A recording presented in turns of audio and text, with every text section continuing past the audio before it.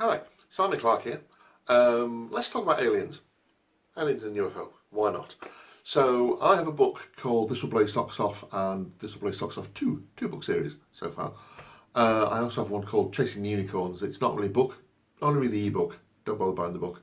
But it explains about Bigfoot and aliens and why we need to believe. Why it's important that you believe, because you are going to see these things. All right.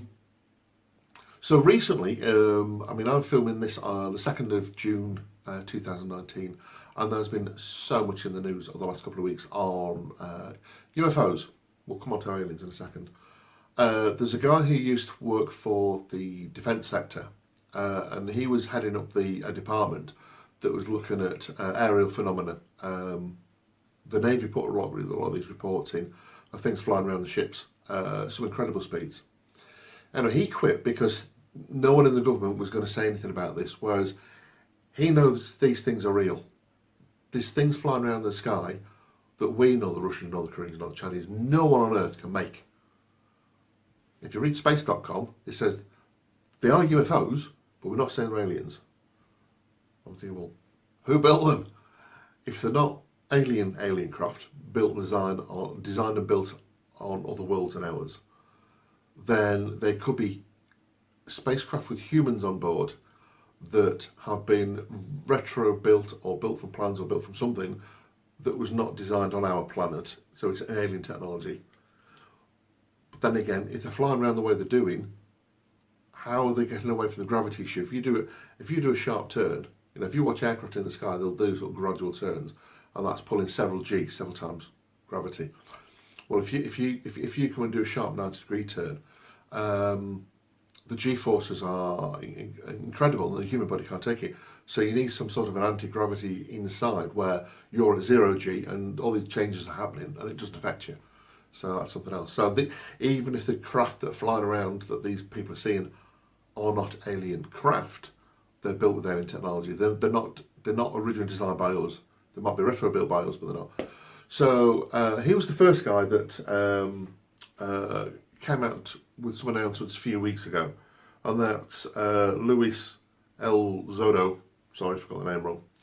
But this week, he was an intelligence officer for the Ministry of Defence, Department of Defence. It's the American Department of Defence. And this week, Christopher Meller has come out. Now he works at the Pentagon for the Department of Defence, and he says UFOs are real. That's it. UFOs are real. Now, think about what I just said before. If they're not directly from other worlds, other alien species, other alien technology, then they were built by us from their technology. These things are real, guys. I'm super excited. There's going to be some hard times, and I understand that. There's going to be some differences between species. Some of these things, the mind capabilities of these, they can read your mind, but while they read your mind, apparently it's not very good. How I'm going to get around that, I don't know. They obviously have done. But technology, we use these great big rockets to put things into space. We don't need to. There's technology available in the universe. You've seen Star Trek, you've seen Star Wars. That's based on reality. Do you know that? That's based on reality. Everything they can do, we can do. It's just not in the public sector yet. If you want to launch a satellite, you carry it up, you open the cargo bay, and you pop it out. There's no this great thrust, there's no great rocket, there's no launch once a week. We'll do it 10 times a day. My Slick Mona books, in the 3rd book, they're all flight books that have been published, we go from the Earth to the Moon in 8 hours. Accelerate for 4 hours, slow down for 4 hours, and land on the Moon. Drop the cargo and come back. It's not difficult. 1960s, it was difficult. Technically, we had the technology then, but that's another story. But basically, UFOs, real. Aliens, real. UFOs are real. 5,000 miles an hour. There was one Navy pilot. He said, anytime you're flying, you're obviously going against gravity, it takes energy. He says, these things fly around for 12 hours.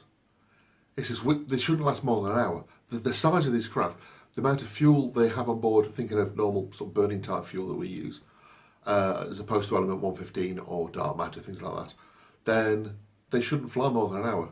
They're up there for 12 hours. They come along to these ships, they're stopping, they're moving, they're changing, they're going 3,000 miles an hour. We can't do that. 5,000 miles an hour, some of these things have been clocked at. The only thing we've really had, that, apart from rockets, the only thing that we've really had that has gone nearly as fast as that was the X-15 in the 1950s, 1960s. And that was, maximum speed was 4,500 miles an hour. But the flights on that, from drop to landing, were about 10 minutes. You know, there are things in the sky. There's technology going to be coming to us that it just grabs in mind. Anyway, that's enough for me. I will update some more sometime soon. All right, you guys take care, and I'll talk to you all again soon. Okay, cheers, bye.